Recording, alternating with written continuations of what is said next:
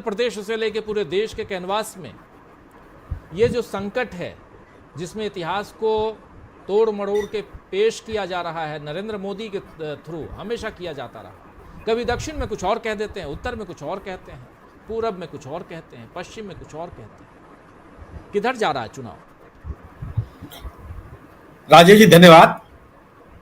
एक तो इस तरह के सर्वेक्षणों पे मेरा बहुत विश्वास है नहीं, निजी तौर पे मैं आपसे कह रहा हूं, और मुझे सर्वेक्षण करता कभी मिले नहीं, इसी आधार पर भी कर रहा हूं आपको। लेकिन मेरा इस बात का अनुभव है कि राम मंदिर लोगों के जनजीवन पर असर नहीं डालता।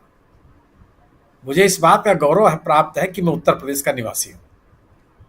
1992 में बाबरी मस्जिद का विध्वंस हुआ था, लोगों ने गिरा दिया था और उनको बड़ी सत्ता की चाहत थी। 1993 में चुनाव हुआ उत्तर प्रदेश विधानसभा का और भारतीय जनता पार्टी सत्ता से बाहर हो गई। लोगों ने भारतीय जनता पार्टी को सत्ता में लाने के लिए मतदान नहीं किया।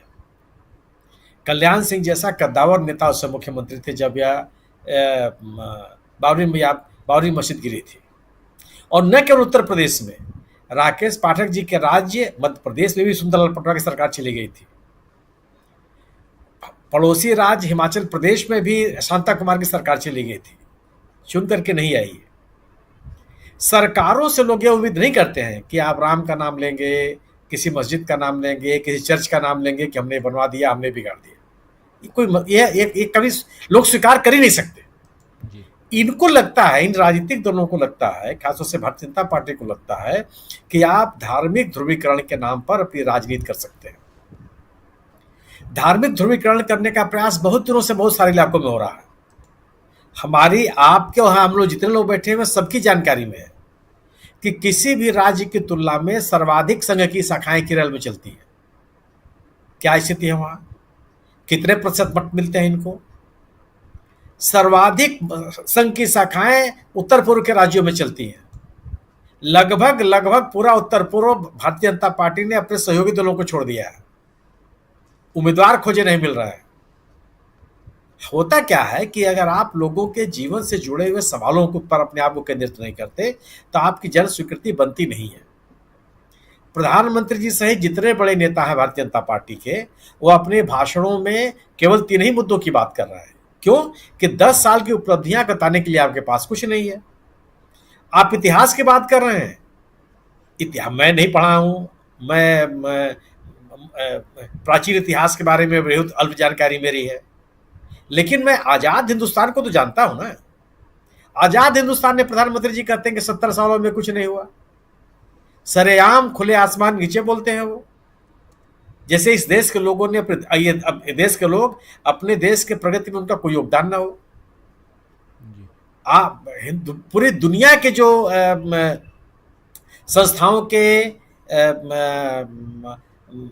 मानक तय करने वाले लोग हैं, वह जवाहरलाल नेहरू विश्वविद्यालय को दुनिया के 50 विश्वविद्यालयों में से एक मानते हैं। और भारतीय जनता पार्टी पूरी तरह से उस पर हमला करती है। पूरी की पूरी सरकार उस पर हमला करती है। वो अलग दृष्टिकोण है। इनको स्वीकार ही नहीं करना है ये कि सरकार इस देश को बनाने में अतीत में हमारे राजनेताओं ने, हमारे नायकों ने कितना योगदान किया। क्योंकि जब आप उनके योगदान की बात करेंगे तो आप कहीं ठहरते नहीं है। क्या लोग इस देश की जनता समझती नहीं है कि राम मंदिर अगर इतना ही आपके लिए आस्था का विषय था या आस्था का विषय है, तो आप अधूरे मंदिर के लिए क्यों प्राण प्रतिष्ठा करा रहे थे? इतिहास के किस दौर में, किस राजा ने, किस प्रजा ने, किस स्वामी ने, किस धार्मिक गुरु ने आधे अधूरे मंदिरों की प्राण प्रतिष्ठा की है? मेरी जानकारी में तो नहीं, मेरी स्मृतियों में नहीं है। अगर आप ऐसा करते हैं तो लगता है कि आप अपने राजनीतिक स्वार्थों के लिए करते हैं। धार्मिक जिस आयोजन को लेकर के धार्मिक गुरु आपके साथ नहीं खड़े हैं, फिर भी आप उस आयोजन में आपकी सक्रियता है।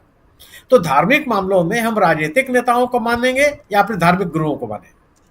धार्मिक गुरु तो आपके साथ नहीं खड़े हैं। तो उस मुद्दे को इस देश की जनता कैसे स्वीकार कर लेगी? जिस CSDS के सर्वेक्षण की बात हम लोग कर रहे हैं, 8% लोग उसके साथ हैं। हिंदुत्व के नाम पर 2% लोग हैं जो जिस सर्वेक्षण की बात प्रेम कुमार जी ने कही। आप अपने इर्द गिर्द भी लोगों को देख लीजिए कि कौन लोग हैं ऐसे हैं हाँ है, बिल्कुल, इसमें कोई राय नहीं कि कुछ लोग हैं, लेकिन जनसंख्या की तुलना में उनकी संख्या नगण्य है, उनकी पहचान नहीं हो सकती। जी देश की हम सरकार क्यों चुनते हैं? हम सरकार गवर्नेंस के लिए चुनते हैं, हम सरकार सुशासन के लिए चुनते हैं, हम सरकार अपने जीवन में बदलाव के लिए चुनते हैं, हमारे जीवन में आने वाली समस्याओं के समाधान के लिए चुनते हैं, इसलिए सरकारें बनती हैं। सरकार धार्मिक मामलों के सुलझाने के लिए नहीं बनती, ये समाज का काम है, धार्मिक गुरुओं का काम है, धार्मिक संस्थाओं का काम है, वो करते रहेंगे। तो ये संभव नहीं है कि अगर आप अपने 10 साल में गवर्नेंस की बात नहीं करते हैं तो आपको उतनी गंभीरता से सुना जाएगा जितनी गंभीरता से आपको 2014 में सुना गया था, जब आप गवर्नेंस की बात कर रहे थे, आप देश के विकास की बात कर रहे थे, आप गुजरात के विकास मॉडल की बात कर रहे थे, एक नया भारत बनाने की बात कर रहे थे। 2014 में तो आपने किसी की बात नहीं कही थी। हम 50 बार भाषण सुन चुके हैं जिसमें आप कहते हैं कि भगवान राम हमारे लिए आस्था के विषय है, राजनीति के विषय नहीं है। आज राजनीति के विषय कैसे हो गए? आप उनके नाम वोट कैसे मांगने लगे? सवाल ये नहीं है, सवाल है कि अगर आप जनता से जुड़े हुए सवालों का समाधान नहीं करना चाहते तो लोग आपके साथ नहीं खड़े होंगे। लोकतांत्रिक मूल्यों में कोई आपकी आस्था नहीं है। जो बात कही जा रही है कि 2024 में अगर चुनाव जीत करके आ गए तो चुनाव होंगे कि नहीं होंगे, ये लोगों के मन में संदेह है। विपक्षी दल आरोप लगा रहे हैं कि चुनाव होंगे ही नहीं। यह बात लोगों को जड़ पकड़ती दिखाई पड़ रही है, लोगों के घर पकड़ती दिखाई पड़ रही है। सवाल है कि अगर आप राजनीतिक दलों को समान अवसर नहीं देंगे, विपक्षी दलों को उनके राजनीतिक गतिविधियों को संचालित करने का मौका नहीं देंगे, उनको तोड़ने का प्रयास करेंगे, उनके संसाधनों, आर्थिक संसाधनों को सुखा देने का प्रयास करेंगे, और क्या तरीका होता है? जी चुनाव होने देने और न होने देने के लिए और क्या तरीके अपनाए जाते हैं? अगर आप विपक्षी दलों को स्वीकार नहीं करते, विपक्षी दलों की राजनीति को स्वीकार नहीं करते, विपक्ष विरोध के विमर्श को स्वीकार करने के लिए आप तैयार नहीं है, तो चुनाव में अवरोध पैदा करने की तो ही कोशिशें हैं। अगर इस देश के का एक बड़ा वर्ग चुनाव की प्रक्रिया को लेकर के विश्वास पैदा करता है, अब अविश्वास व्यक्त करता है, तो उस अविश्वास को दूर करने का प्रयास नहीं करते, कोई संस्थागत प्रयास नहीं दिखाई पड़ता। चुनाव को बेईमानी करने के कई तरीके होते हैं। तो क्या अगर आप लोकतांत्रिक मूल्यों परंपराओं पे हमला करेंगे तो लोग आप पे विश्वास कर लेंगे? क्या 60 70 साल 75 साल की जो हमारे देश की परंपराएं हैं वह इतना बेईमानी है? संभव नहीं है ये। लोगों ने जिन जिन जिन चीजों के लिए आपको सरकार में लाया था, कुछ भी आप बेरोजगारी की बात नहीं करते। ये लोग कहते हैं कि सरकार बेरोजगारी दूर नहीं कर सकती, बिल्कुल सही है। हम जितने लोग यहाँ पे बैठे हुए हैं, हम लोग जितने लोग विश्वविद्यालय से पढ़ के निकले हैं, सबको नौकरी थोड़ी मिली, लेकिन सरकारें नौकरी देती हुई दिखी। सरकारों ने बड़े पैमाने पर हजारों लोगों को नौकरियां दी। 17 महीने के कार्यकाल में इसी बिहार की सरकार ने लाखों, 4 लाख से ज्यादा लोगों को नौकरी दे दिया। इसी बिहार की सरकार ने। सरकार के बारे में, लोक प्रशासन के विद्यार्थी रहा हूं, ये कहा जाता है कि स्टेट सबसे बड़ा एम्प्लॉयर है। जी सरकार की नौकरी देती हुई दिखाई तो पड़े, अब तो कुछ भी नहीं दिखाई पड़ते हैं। आप रोजगार की बात ही नहीं करते। आज के दौर में भी आप ये नहीं बताने के लिए तैयार हैं कि आने वाले दिनों में आपका नौकरी आपकी प्राथमिकताओं में शामिल होगा। और जो बात कही जा रही है कि सरकार की जितनी नीतियां हैं उससे महिलाएं ही प्रभावित हुई हैं। अगर महंगाई बढ़ी है तो घर कौन चलाता है? अगर गैस सिलेंडर की कीमत बढ़ी है तो किसके ऊपर खर्चे आए बढ़े? नोटबंदी लागू हुई, किसके ऊपर असर पड़ा? सब महिलाओं के ऊपर असर पड़ता है। अगर उनके घरों में उनके बच्चे, पढ़े लिखे बच्चे बेरोजगार हैं तो सर्वाधिक कौन परेशान होता है? माताएं। ये पूरा का पूरा जो हमारे देश का सामाजिक संरचना है वो उसमें महिलाओं की बहुत बड़ी जिम्मेदारी है। और जो सरकार की जन विरोधी नीतियां रही हैं, जिसको विपक्ष जन विरोधी नीति बताता रहा है, उससे सीधे सीधे महिलाएं प्रभावित है। रोजगार करने के लिए आप ये लगता है कि युवकों को आप संबोधित नहीं कर रहे हैं, लेकिन बेरोजगारी की दशा में परिवार अगर प्रभावित है तो उस परिवार में सर्वाधिक माताएं प्रभावित है, माएं प्रभावित होती हैं। आप उसकी बात करने के लिए तैयार नहीं है। अगर इस देश की अर्थव्यवस्था खराब हो रही है, उसका असर माताओं के ऊपर पड़ता है जी, क्योंकि उनके घर के खर्चे बढ़ते चले जाते हैं। मुद्रा का अवमूल्यन होते ही आपके खर्चे बढ़ जाएंगे, अलग अलग चीजों की कीमतें बढ़ जाएंगी, चीजों की कीमतें बढ़ चली जाएंगी। आप कोई ऐसा विषय नहीं है जिससे महिला, अगर शिक्षा मांगी है तो महिलाएं प्रभावित हैं, अगर स्वास्थ्य सेवाएं मांगी हैं उससे महिलाएं प्रभावित हैं। सवाल इस बात का है कि कोई भी ऐसा कार्यक्रम नहीं है जिससे सरकार ये कह सके कि महिलाएं प्रभावित न होती।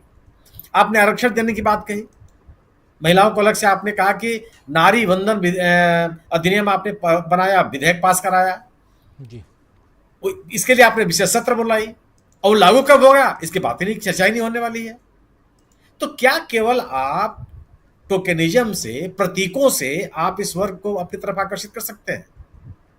संभव ही नहीं है। और आपका विश्वास किस कदर है, ये तो साफ साफ लग रहा है ना कि आपका अपने राजनीतिक हितों के, अपने राजनीतिक लक्ष्य प्राप्ति में कितना आपका विश्वास है। ये लगता है किस तरह के लोग आपने उम्मीदवार बनाया है, कितने दल बदलों को आप लेकर के आए, किन किन लोगों को अपने साथ जोड़े रखा, जो लोग सीधे सीधे आपके ऊपर हमलावर रहे हैं। जी, दूसरी चीज, मैं जो उत्तर प्रदेश की मैं बनती बात कर रहा हूं कि पहले चरण में जिन राज्यों में जिन संसदीय सीटों पर चुनाव हो रहे हैं उसमें 8 संसदीय सीटें उत्तर प्रदेश की हैं, पश्चिमी उत्तर प्रदेश की। इन 8 में से 5 सीटों पर पिछले 2019 के चुनाव में भारतीय जनता पार्टी की हार हुई थी। आज वहां पे एक नया राजनीतिक स्थिति बनने लगी। हम, हमारे जैसे लोगों की यह समझ रही है कि बहुजन समाज पार्टी के मैदान में उतरने से जो इंडिया गठबंधन है उसको नुकसान होगा, या मायावती जी के अलग चुनाव लड़ने से इंडिया गठबंधन को नुकसान होगा। लेकिन मायावती जी ने जिस तरह के उम्मीदवार खड़े किए हैं, जो सामाजिक समीकरण उन उम्मीदवारों के मैदान में आने से बनते हुए दिखाई दे रहे हैं, वो बीजेपी को नुकसान करते हुए दिख रहे हैं। इन 8 सीटों पर, एक नहीं 8 के 8 सीटों पर क्षत्रिय समाज का अलग नाराजगी चल रही है। जाटों के गांवों में, खापों में जयंत चौधरी साहब उस तरह से हस्तक्षेप नहीं कर पा रहे हैं जिस उम्मीद से भारतीय जनता पार्टी उनको अपने साथ लाई थी। जाटों को वरीयता या प्रमुखता मिलने के कारण ही क्षत्रिय समाज की नाराजगी है।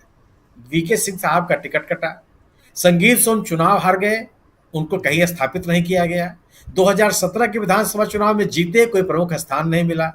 सुरेश राणा चुनाव हार गए, उनको कोई प्रमुखता नहीं मिली। दिया क्या? और इन 8 के 8 सीटों में कोई क्षत्रिय व्यक्ति नहीं है। संभवतः मुरादाबाद में एक उम्मीदवार इन्होंने उतारा है, और जो उम्मीदवार सर्वेश सिंह है, कोई नाम है उनका, केवल एक आदमी को जी। और वो भी एक ऐसी सीट है जो सामाजिक समीकरणों के तहत भारतीय जनता पार्टी के अनुकूल नहीं है। बावजूद इसके मेरा मानना यह है कि जो क्षत्रिय समाज है उसके सामने कोई विकल्प नहीं है, वो जाएगा बीजेपी के साथ ही। मेरी अपनी मान्यता, मैं गलत भी हो सकता, लेकिन बदला हुआ जो राजनीतिक समीकरण है, राजनीतिक परिवेश है, और मायावती जी के जो उम्मीदवार हैं वो भारतीय जनता पार्टी के सामने उसके राजनीतिक संभावनाओं को बहुत कमजोर करते हैं। जी जी, बिल्कुल। इस बीच आपको